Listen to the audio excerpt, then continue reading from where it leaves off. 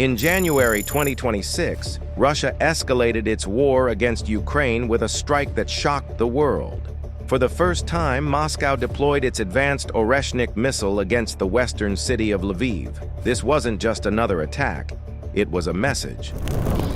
Врятували жінку. Жінку дістали. Lviv lies less than 70 kilometers from the European Union border, and targeting it carried both military and geopolitical weight. The strike left damage across the city, rattled civilians, and drew immediate condemnation from Ukraine and NATO allies. The Oreshnik is one of Russia's newest ballistic missile systems. Designed for long-range precision, it combines speed, maneuverability, and advanced guidance technology. This hypersonic missiles travel at speeds of at least Mach 5, 5 times the speed of sound, and can maneuver mid-flight, making them harder to track and intercept. The Oreshnik is also a nuclear-capable weapon, meaning it is designed to be able to carry a nuclear warhead, even if it is not always deployed with one.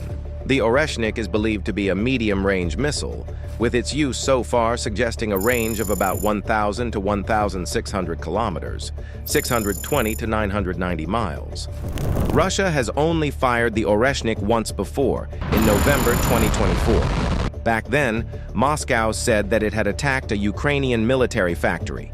This attack came days after the U.S. government, led by former Democratic President Joe Biden, authorized Ukraine to use U.S.-supplied Army Tactical Missile Systems, ATACMS, to strike targets in Russia.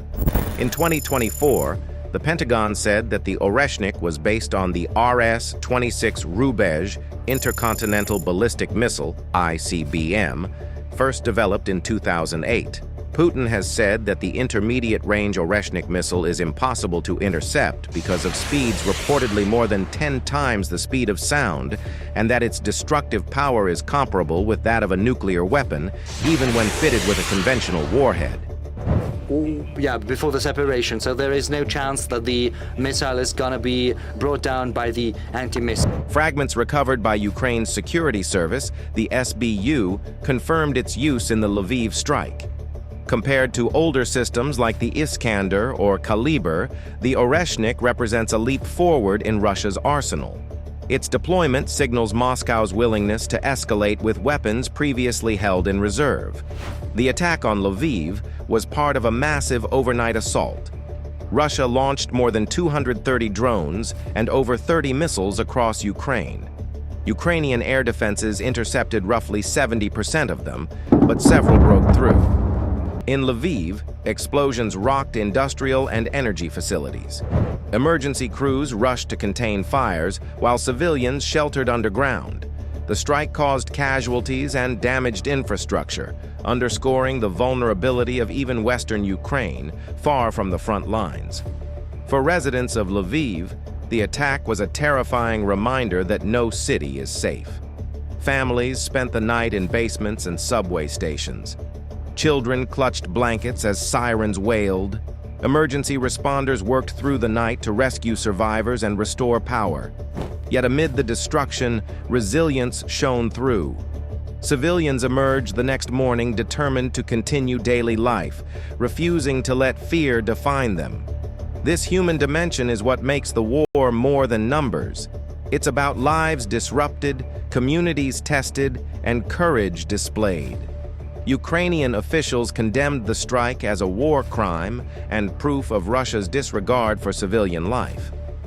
President Vladimir Zelensky called for stronger Western support, emphasizing that advanced air defense systems are critical to protect cities like Lviv. Military leaders highlighted the need for more Patriot batteries and European missile shields. The message was clear. Ukraine cannot face this escalation alone. It needs allies to step up. NATO and EU leaders reacted swiftly. The strike was labeled a grave threat to European security. The UK, US, France, and Germany issued statements condemning Russia's use of the Oreshnik missile.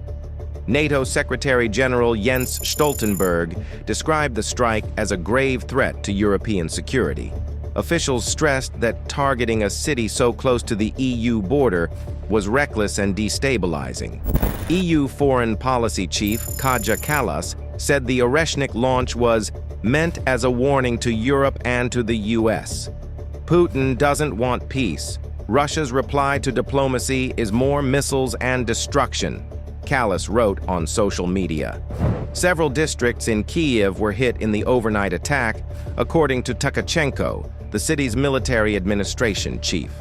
In the Desnyansky district, a drone crashed onto the roof of a multi-story building, and the first 2 floors of another residential building were damaged. In the Dnipro district, parts of a drone damaged a multi-story building, and a fire broke out. For NATO, the attack reinforced the urgency of supporting Ukraine, not just for Kyiv's survival, but for the stability of Europe itself. Why Lviv? Military experts say Russia's choice of Lviv was symbolic.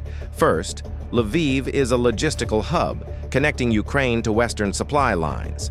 Striking it disrupts transport and morale. Second, the attack sends a signal to NATO. Russia can reach the EU's doorstep. Third, it tests Ukraine's defenses against advanced weapons. By deploying the Oreshnik, Moscow demonstrated both capability and intent, raising questions about how far it is willing to escalate. To understand the significance, we must place this strike in the broader timeline. The war began with Russia's annexation of Crimea in 2014, escalated with the full invasion in 2022, and has continued through years of grinding battles.